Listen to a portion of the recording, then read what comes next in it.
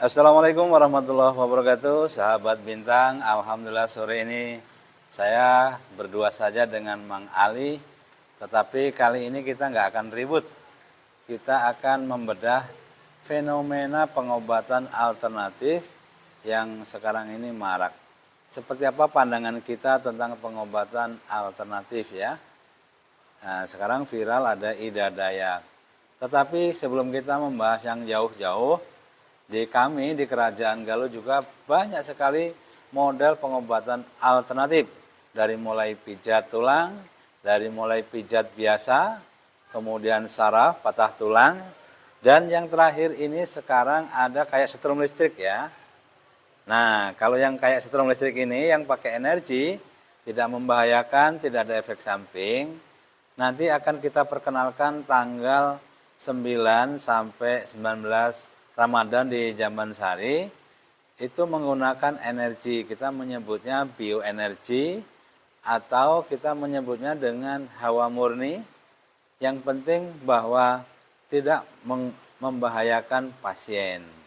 Nah ini karena ada banyak beredar ya, Ida Dayak bisa membenarkan tulang, udah begini. Nah kita juga punya warisan leluhur yang menggunakan energi. Bahkan ada juga terapi yang tidak menggunakan sentuhan, tapi dari jarak jauh. Nah tapi hari ini saya kebagiannya menjawab pertanyaan Mang Ali. Tapi sekedar promosi, Padepokan Bunga Supi juga akan memperkenalkan sistem terapi alternatif asli Galuh yang menggunakan energi. Nanti praktisinya adalah Mang Egi, Ketua Padepokan Bunga Supi. Nah sekarang biarkan Mang Ali yang akan membedah fenomena pengobatan alternatif. Yo, gimana Mang? Eh, jadi gini Bang, Ya, fenomena pengobatan tradisional heeh, sama pengobatan medis. heeh, Mungkin masyarakat lebih condong dengan melihat biaya, heeh, jarak, waktu, ya betul. efektif, efisien. Heeh, Fenomena sekarang marak jadi pengobatan alternatif. pengobatan alternatif. Dikarenakan yang tadi biaya, Hmm, waktu, ya, dan jarak. Tentunya. Jadi sebenarnya lebih memilih tradisional karena murah, ya, gitu kan? heeh, Sedangkan para dokter ada yang apa namanya disebutnya bang mahal. mahal, terus ke yang tradisional itu menyebutnya gimana ya? Sambil sebelah mata mencibir, Gitu. Gimana bang? nyinyir. Gimana bang? Jauh sebelum ada ilmu kedokteran masuk ke Indonesia, Mm-mm. yang namanya pengobatan alternatif, pengobatan tradisional, itu sudah berkembang, Mang. Hmm. Karena kan ini ilmu kedokteran dibawa dari tradisi barat ya. Ya. Barat mendapatkan ilmu dari tradisi timur, Mm-mm. Ibnu Sina, Ya. abad 9 Hijriah. Ya. Ketika dunia Islam lagi masa jaya ya, waktu itu Ya. Baghdad menjadi apa? Sumber ilmu, Ya.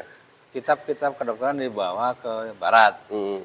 Nah, lalu kita Indonesia mendapatkan ilmu itu dari barat. Mm. Waktu dijajah Belanda ada yang namanya sekolah Stovia ya. Mm.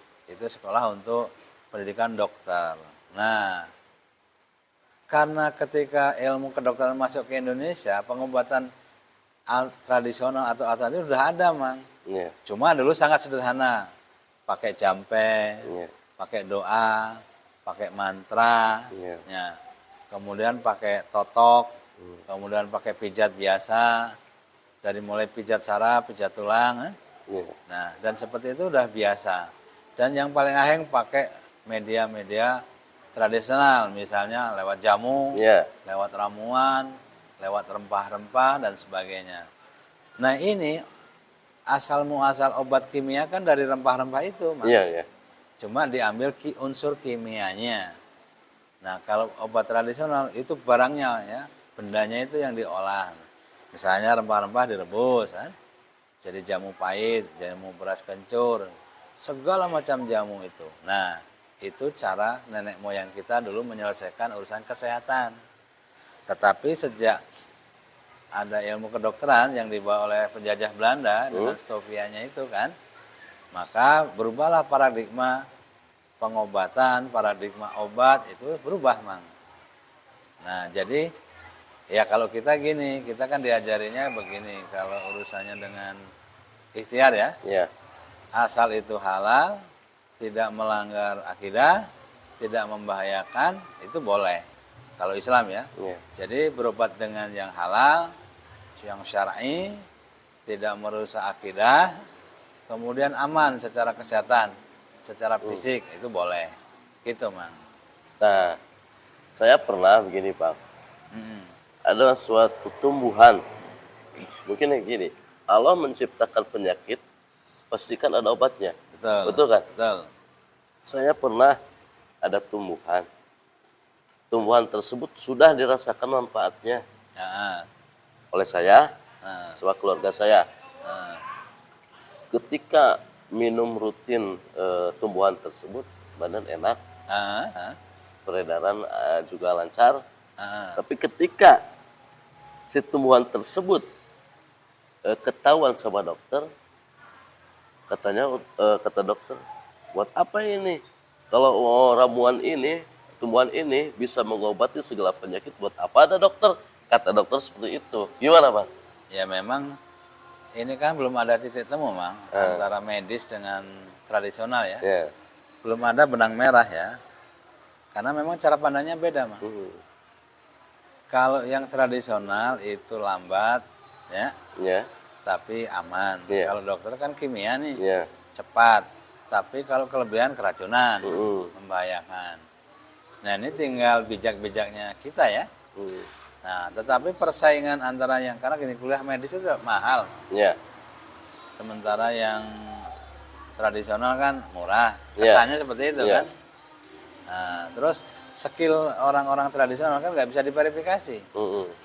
Nah, tetapi di Departemen Kesehatan, di Kementerian Kesehatan udah ada ya bagian Batra, Iya. pengobatan tradisional yang memverifikasi semua apa Iya.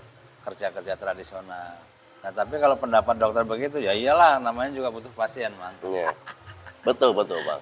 Gitu. Nah, mengenai pijat alternatif tulang, kan ada dokter juga ada ortopedi punya bagian tulang, tukang pijat juga ada bagian tulang punya, Nah, termasuk apa itu namanya Ida Dayak yang lagi viral tersebut. ya, Bukan Ida Dayak, tapi saya pernah mengobati, bukan mengobati, mengantar mertua ke suatu tempat di Tasik.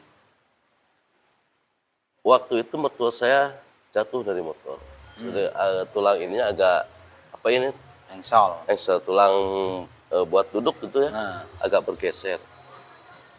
Kalau dibawa ke rumah sakit pasti harus operasi, biaya Mahal. jutaan. Ya, saya bawa ke sana. Tidak lama, hanya membutuhkan waktu beberapa menit.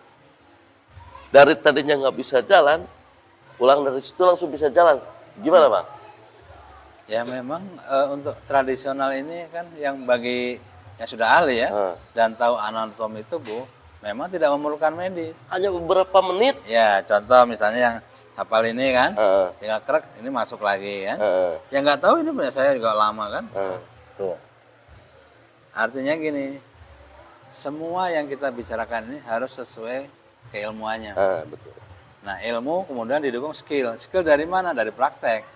Nah dari banyak praktek timbul pengalaman. Nah artinya yang disebut profesional jam terbangnya udah naik. Iya. Nah, gitu kan. Di dokter juga sama, butuh jam terbang, butuh pendidikan, kan? Kemudian supaya ahli menjadi dokter spesialis. Hanya begini, persaingan antara pengobatan tradisional dengan medis ini kan sampai sekarang nggak ada yang menyelesaikan, Mang. Nah, tapi ada beberapa rumah sakit di Jogja ya, Ya. ada namanya poli alternatif. Ya. Jadi yang ke dokter kira-kira udah ini dibawa ke bagian Udah alternatif. mentok itu di medisnya. Nah, ada itu di Jogja, tapi di kita di Jawa Barat belum. Tapi di Bandung udah yang namanya apa? Udah ada tuh. Yang semuanya serba tradisional kan? Iya. Serba ramuan. Ada, sudah ada. Namanya rumah sakit holistik ya. Jadi menggabungkan pengobatan medis sama tradisional, Mang. Nah, ada beberapa yang ekstrem memang selalu benturan itu. Nah, kalau kita yang bijak nih ya Mang, karena berobat itu membutuhkan biaya, sementara orang-orang tradisional kan tidak mentarif tuh. Iya, betul. Nah, ya kita gunakan alternatif selama tidak membutuhkan bedah tulang ya. Iya, Tidak membutuhkan bedah tulang, tidak membutuhkan operasi, iya, bisalah pakai alternatif. iya. Nah, tapi kalau memang misalnya patah tulang yang harus gini kan harus disambung ya, Iya. pakai pen. Yaitu memang butuh dokter ortopedi kan. Mm, mm. Nah, nggak bisa orang tradisional menyambungkan begini kan, betul-betul nyambung kan. Tapi gini Bang, Hmm. patah tulang. Saya pernah mendengar teman saya, anaknya itu patah tangannya. Dia juga dibawa ke suatu tempat di sana yang ditunjukin ke saya. Hmm. Tapi tangannya bagus lagi Bang. Ya, kan kalau bagus secara tradisional tidak ada alat untuk memastikan itu nyambung banget ya. Heeh, Nah, pasti ada celah gitu kan. iya. Sementara kalau medis kan itu presisi ada alatnya. Hmm, Nyambungnya krek, nyambung bener gitu kan. hmm, Artinya betul-betul disambungkan sampai nggak ada lubang kan. iya. Nah kalau di kita ini yang tradisional masuk ada nggak krek gitu kan. Mm, Tapi nyambung ya. Tetapi nggak paten. Nah Iya. maksudnya gini, ini kan wilayahnya debat Mang. heeh, Karena dokter itu harus kelihatan oleh mata, kejangkau oleh logika, baru benar. Kalau tradisional mata tidak bisa ngelihat, tapi logika kita harus membenarkan bahwa itu Perasaan udah sembuh. berarti cuman pakai perasaan dia. Ya, nah jadi gini, bagaimana kita kalau kita yang duitnya kecil ya, nggak usah ya, alhamdulillah, Iya. dan nggak apa, Nges enak. nggak enak gitu. Kalau yang nggak kaya, nah kalau yang kaya kan pengen yakin bener kan ini nyambung, Mm, lalu pakai alat tadi lihat, gitu kan, di scan, Iya. oh ini belum nyambung, nah seperti itu. Jadi kita jangan memilih yang ekstrim. Iya. Kita menyikapinya semua ilmu itu ada manfaatnya. Iya, betul. Tapi juga ada bahayanya bagi yang tidak profesional. Iya. Jadi ilmu pengobatan dokter yang nggak profesional juga membahayakan. Iya. Bisa membunuh pasien. Mm, Contoh salah obat. Contoh operasi salah kan? Iya.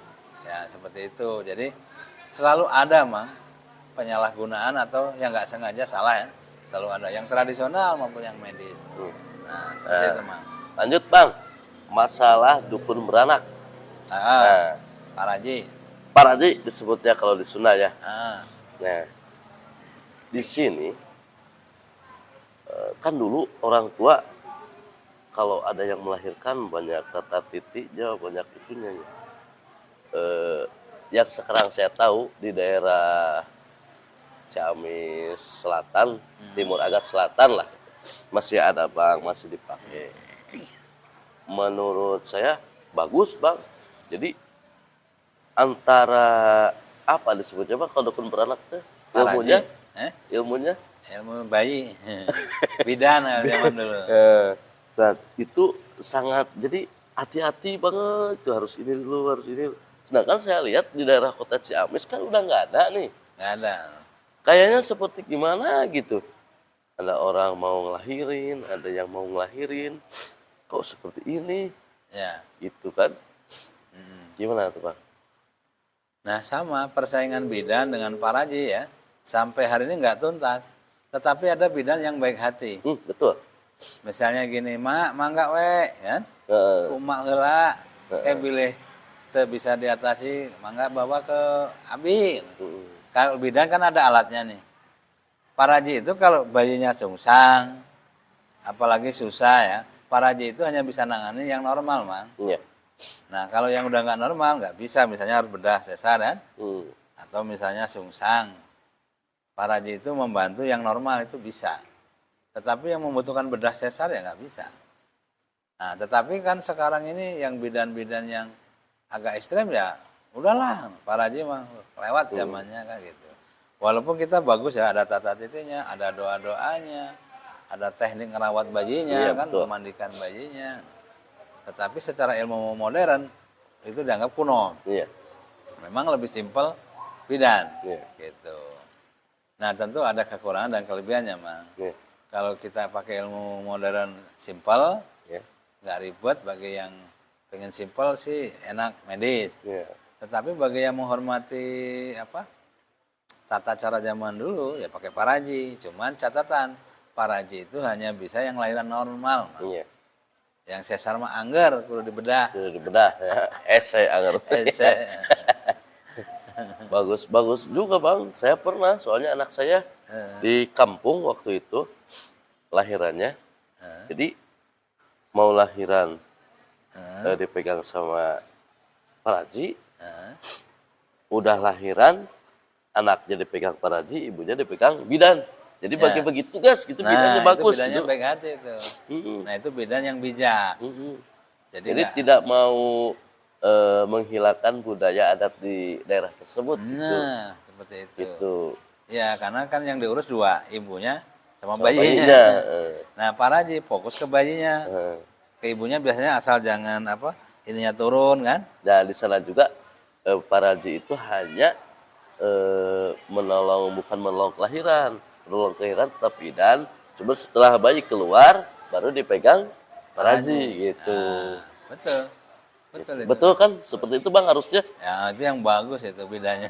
Gitu. Harus dikasih Kemarin penghargaan. saya lihat gitu, oh gini di daerah perkampungan sama di daerah perkotaan, oh seperti ini bedanya Ya, gitu. betul. Berarti itu masih memegang adat budaya. Tapi nggak ada salahnya kan, Bang? Emang nggak salah ya, kudunya harus saling kan? Harus berdampingan kan? Berdampingan. Gitu. Seperti sama kita sekarang Mang ya. Kita lagi contoh nih, YouTube ini ilmu baru kan? Iya. Modern. Tetapi kita mengonten masa lalu. Nah, kenapa? Banyak perjalanan masa lalu yang positif. Yang bisa diambil pelajaran untuk modern apa ya, zaman modern kan. Nah, inilah diantaranya Mang, hikmahnya ya. Kalau saya sih gini Mang, karena memang ada dalilnya. Iya. Al-muhafadzatu ala qadimi sholih wal ahdu bil jadidil aslah. Kita ngambil kebaikan dari masa lalu, ilmu dari masa lalu yang baik, sambil kita membuat inovasi terbaru yang lebih baik. Nah contoh, Pak Haji, kita ambil, tapi karena ada ilmu kebidanan, kita gunakan. Artinya saling melengkapi, Mang. Tetapi orang yang nggak punya pikiran kayak kita begini, wah sulit, Mang. Sulit. Jadi nggak bijak kan? Nggak bijak. Contoh kenapa kita suka kolaborasi kan? Itu kalau yang egois nggak mau kolaborasi. Iya betul. Nah, jadi perasaan dia Superman, segala bisa. Itu, Mang. Oke, lanjut, Mang.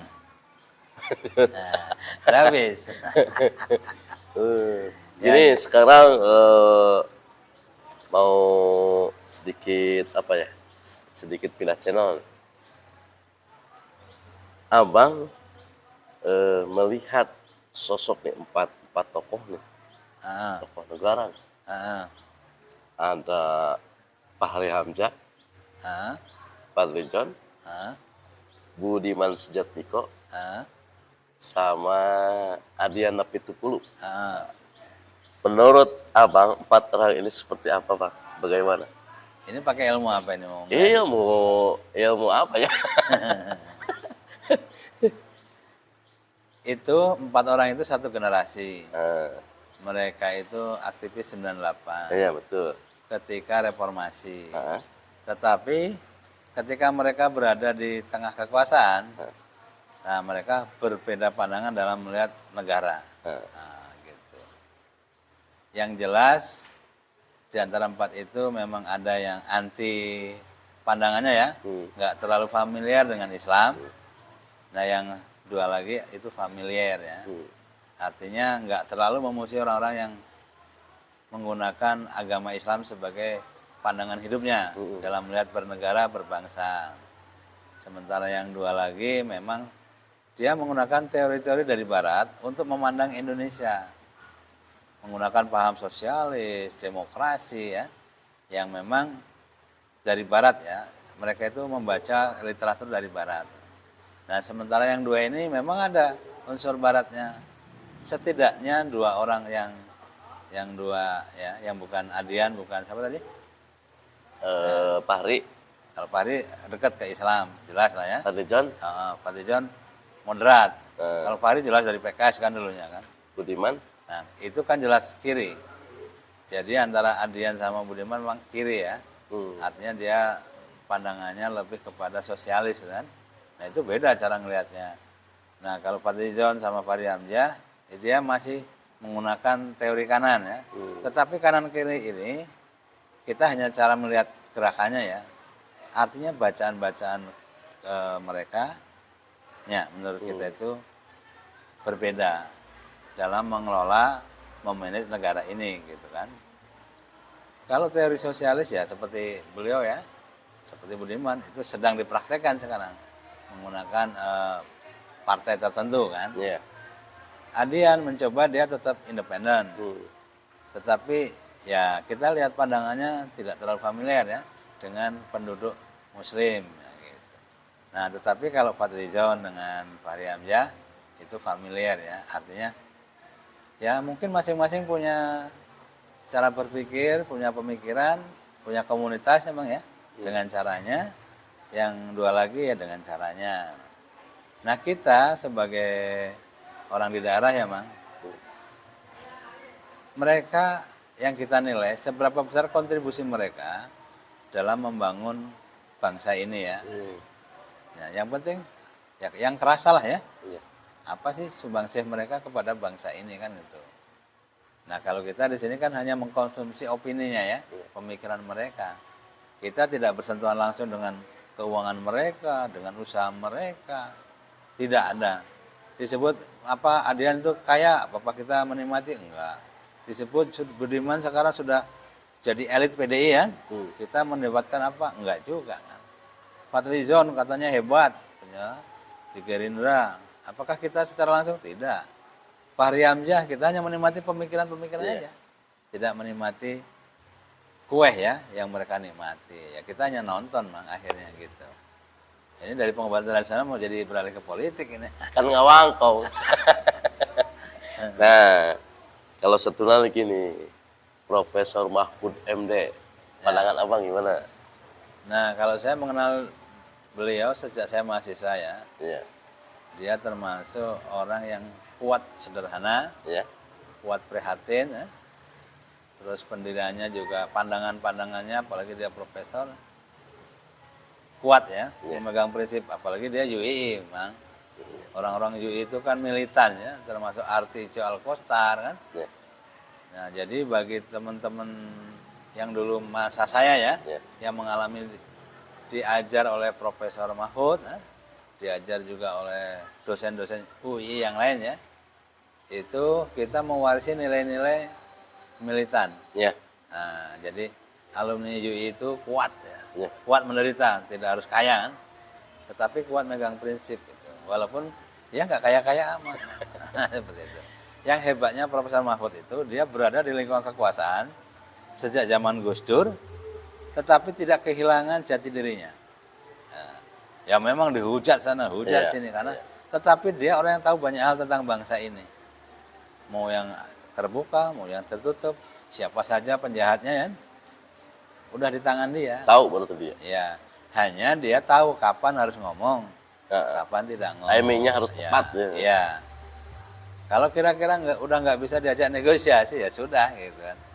Tapi itu pandangan saya ya sebagai yang dulu pernah belajar di Jogja. Gitu. Nah dari kelima tokoh tersebut, nih Bang ya, kalau diundang abang nih pengen bertemu siapa nih? Ya kalau itu semuanya generasi saya ya bisa kan gini, Bang, namanya pemikiran ya itu tidak harus kita nggak ngopi bareng, Bang. Kalau ini mah kalau mau bertemu nih, Ya kalau bertemu semuanya nggak apa-apa, Bang.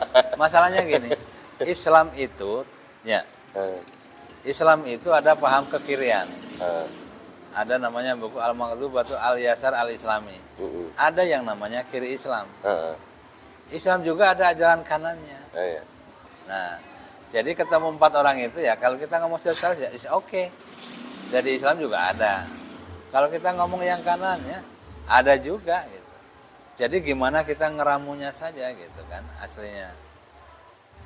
Nah, orang yang bodoh adalah yang memisah-misahkan itu ya dari akarnya gitu. Islam itu sebuah pohon yang punya semuanya, punya buah yang apa juga ada di Islam.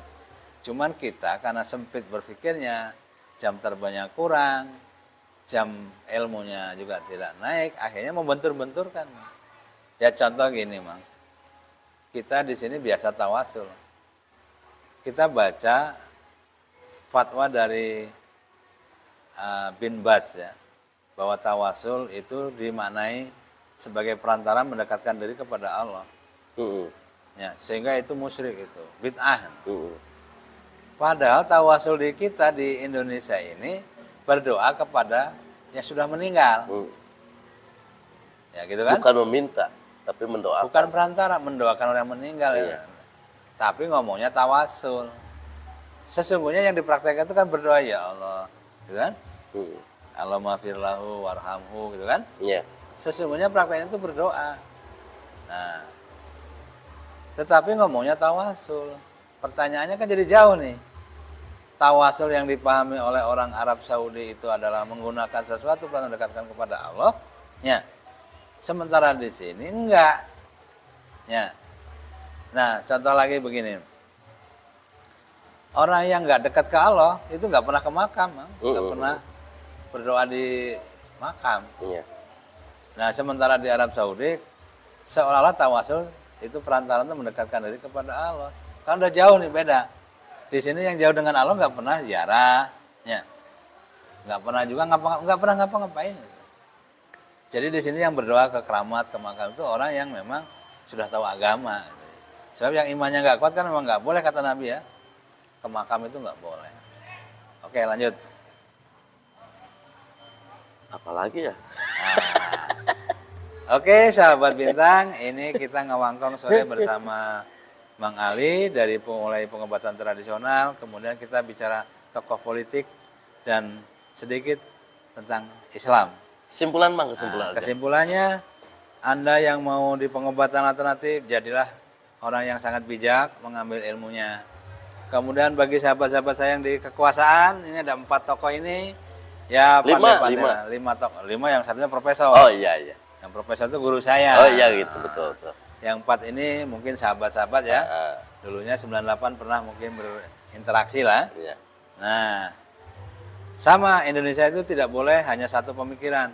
Indonesia harus seperti taman bunga, banyak pemikiran, banyak kekayaan intelektual yang kita bisa manfaatkan untuk mengembangkan masyarakat Indonesia menjadi masyarakat yang paling modern, paling milenial, dan paling segalanya. Jadi tidak selalu menjadi korban pembodohan dari pihak luar.